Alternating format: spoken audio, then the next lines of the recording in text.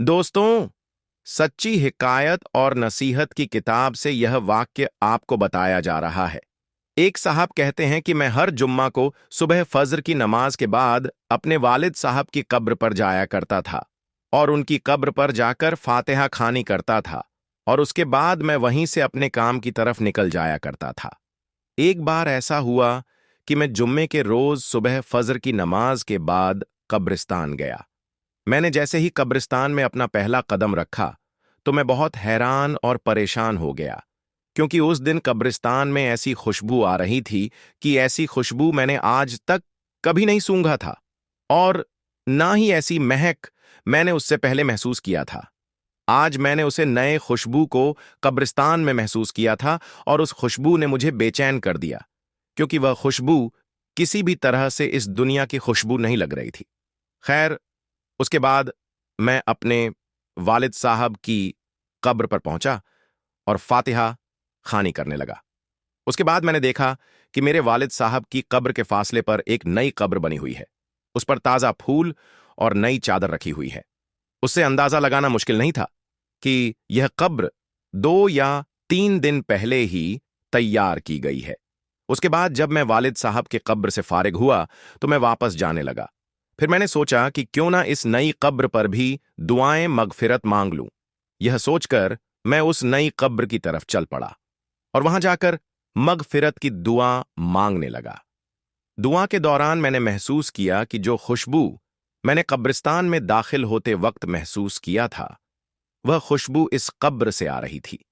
फिर मैंने उस कब्र की मिट्टी को मुट्ठी में भरा तो उस मिट्टी को छूते ही मैं एकदम से हैरान हो गया, क्योंकि उस कब्र की मिट्टी बहुत ठंडी थी, जैसे नम हो, लेकिन वह मिट्टी खुश्क थी, यानी कि सूखी थी। इसलिए मैं इस बात को देखकर भी हैरान हुआ कि इस कब्र की मिट्टी कितनी ठंडी और नम है। उसके बाद मैंने अपनी हैरत को अपने पास रखा और उस मिट्टी को वापस उसी कब्र में डाल दिया और अपने हाथ झाड़ते हुए वहां से चल पड़ा और वहीं से अपनी दुकान पर चला गया और दुकान खोल कर बैठ गया। उसके बाद मेरी दुकान पर जब पहला ग्राहक आया और उसने जो सामान मुझसे मांगा, मैंने उसे वह सामान दे दिया। जैसे ही मैंने उसे सामान दिया, तब वह कहने लगा कि भाई, आज तो खुशबू बड़ी कमाल की लगाए हुए हो। उसकी बात सुनकर मैं हैरान हुआ कि भाई, कैसी खुशबू? मैंने तो कोई खुशबू नहीं लगाई है। मेरे हाथों पर तो मिट्टी लगी हुई है। देखो, यह सुनकर वह ग्राहक कहने लगा, क्यों मजाक कर रहे हो भाई? आपने बहुत अच्छी खुशबू लगाई है, और वह भी ऐसी खुशबू की मैंने इससे पहले कभी भी महसूस नहीं की। इतना कहते हुए वह ग्राहक वहां से चला गया। अब मैं पहले ही हैरान था और फिर उसकी बातों को सुनकर और भी हैरानगी में पड़ गया। सोचते सोचते जब मैं अपने हाथ को अपने नाक के करीब ले गया तो मैंने महसूस किया कि वही खुशबू है जो मेरे हाथों से आ रही है। उसके बाद पूरे दिन में उस नई खुशबू को महसूस करता रहा। उसके बाद मैंने कई बार अपने हाथ भी धोए थे, मगर वह खुशबू मेरे हाथों में वैसे के वैसे ही रह गई। उसके बाद अगले दिन, यानी हफ्ते के बाद, मैं ना चाहते हुए भी कब्रिस्तान की तरफ चल पड़ा और अपने वालिद साहब की कब्र पर दुआएं मगफिरत करने के बाद उस नई कब्र की तरफ चला गया, यह सोचकर कि नई कब्र किसकी होगी, आखिर कौन है उस कब्र के अंदर जो इतना नेक है। आखिर उसने ऐसा कौन सा अमल किया होगा जो उसकी कब्र इतनी ठंडी और खुशबूदर है? उसने ऐसा कौन सा काम किया होगा जिसकी बदौलत उसको इतना बड़ा इनाम मिला होगा? यही बात सोच सोचकर मैं बहुत ज्यादा परेशान हो रहा था। यही बात सोचता हुआ मैं उस कब्रिस्तान के काम करने वाले के पास जा पहुंचा और उससे पूछा कि भाई, ये कब्र किसकी है? तो उसने मुझे बताया कि साहब, ये कब्र एक औरत की है। यह जानकर मैं और ज्यादा हैरान हुआ और सोचने लगा कि भला उस औरत को यह शानदार मुकाम किस तरह से मिला होगा। उसके बाद अगले दिन इतवार का था। देर तक सोने की आदत होने के बावजूद भी मैं सुबह फज्र की नमाज के वक्त उठ गया और सीधा कब्रिस्तान की तरफ रवाना हो गया। जैसे ही मैं कब्रिस्तान के अंदर दाखिल हुआ तो मैंने क्या देखा कि उस औरत की कब्र पर एक बुजुर्ग आदमी कुरान पाक की तिलावत कर रहा है। फिर मैं अपने वालिद साहब की कब्र पर गया और दुआएं मगफिरत करने के बाद मैंने उस आदमी की तरफ देखा। वह बुजुर्ग आदमी भी उस नई कब्र पर दुआ कर रहा था। जब वह आदमी दुआ से फारिग हुआ तो मैंने देखा कि उसकी आंखों से मोटे मोटे आंसू गिर रहे थे। वह शिसक शिसक कर रो रहा था और बिलख रहा था। मैंने यह सोचा कि इस आदमी को इस कब्र में सोने वाली औरत से बहुत ज्यादा मोहब्बत रही होगी, तभी तो यह उसकी जुदाई को बर्दाश्त नहीं कर रहा है। उसकी जुदाई के गम में शिसक शिसक कर रो रहा है।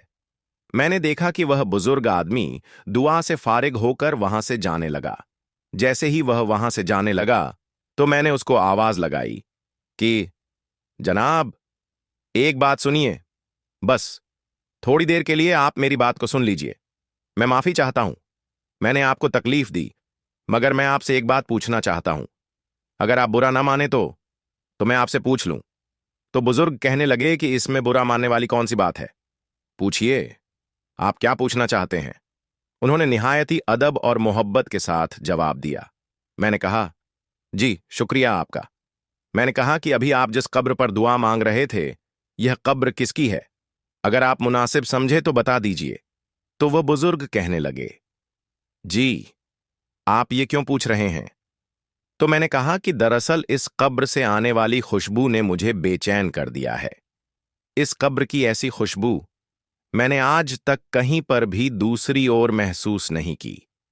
मुझे ये खुशबू इस दुनिया की नहीं लगती है। मैं आपसे यह कहना चाहता हूं कि साहिबे कब्र में ऐसा कौन सा अमल किया है जिसकी वजह से यह मुकाम मिला है कि उसकी कब्र बहुत ही ठंडी और खुशबूदार है।